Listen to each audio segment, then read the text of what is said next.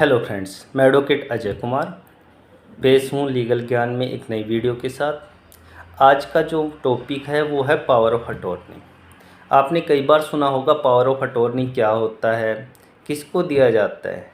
तो आज इसी के बारे में आपको बताने जा रहा हूँ कि कौन पावर ऑफ अटॉर्नी हो सकता है और क्या होता है पावर ऑफ अटॉर्नी। तो वीडियो में अंत तक बने रहिएगा, लाइक व सब्सक्राइब करना न भूलिएगा। Number 1, power of attorney. Power of attorney क्या होता है तो मैं आपको बता दूं। अपने जो अधिकार होते हैं या अपनी संपत्ति को लेके या किसी दस्तावेज को लेके या किसी केस को लेके, जो भी हमारे अधिकार है वो हम किसी अन्य व्यक्ति को सौंप दें तो वो पावर ऑफ अटॉर्नी कहलाएगा।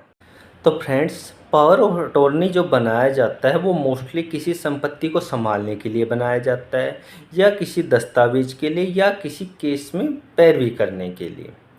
अक्सर कई बार ऐसी सिचुएशन आ जाती है कि एक जो मालिक होता है किसी संपत्ति का, वो किसी कारणवश अपनी संपत्ति को संभालने में असमर्थ होता है। जैसे वो बूढ़ा हो गया है या अपनी पर्टिकुलर जगह से कहीं दूर रहता है या कोई और कारण, तो वो जो मालिक होता है वो किसी अपने अन्य व्यक्ति को अपने अधिकार दे देता है उस संपत्ति की देखरेख के लिए, और इसे ही पावर ऑफ अटॉर्नी कहा जाता है। अब पावर ऑफ जो अटॉर्नी होती है वो दो प्रकार की होती है, general power of attorney, specific power of attorney. तो number 1, general power of attorney. इसमें क्या होता है, इसमें आप अपने सारे अधिकार सेकंड बंदे को ट्रांसफ़र कर देते हो। यानी कि एक संपत्ति को लेके आपके जो अधिकार थे आप वो किसी अन्य व्यक्ति को ट्रांसफ़र कर देते हो।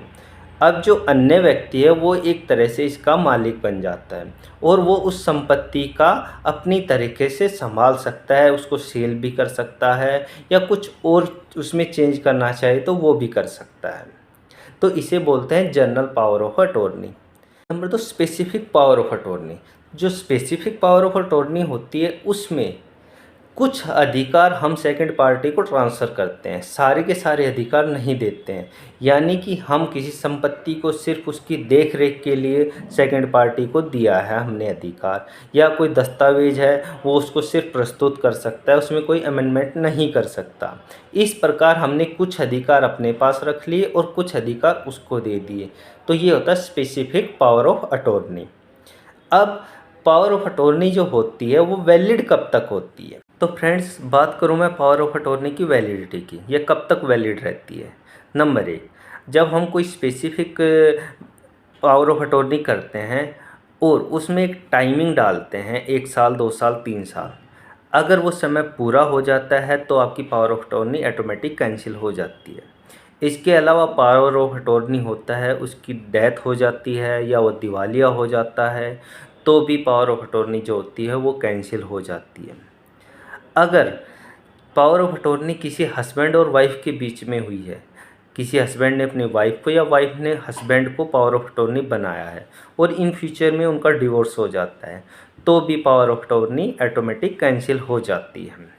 इसके अलावा पावर ऑफ अटॉर्नी जो करता है वह पावर ऑफ अटॉर्नी ग्रहीता को नोटिस देके कभी भी इसको कैंसिल करवा सकता है, लेकिन अगर ये रिवोकेबल है तो इसको कभी भी कैंसिल नहीं करवाया जा सकता। तो फ्रेंड्स, यहाँ ध्यान देने वाली बात ये भी है, जब भी हम कोई रिवोकेबल पावर ऑफ अटॉर्नी बनवाते हैं तो उसको रजिस्टर्ड करवा लेना चाहिए, क्योंकि registered power of attorney he valid मानी जाती है।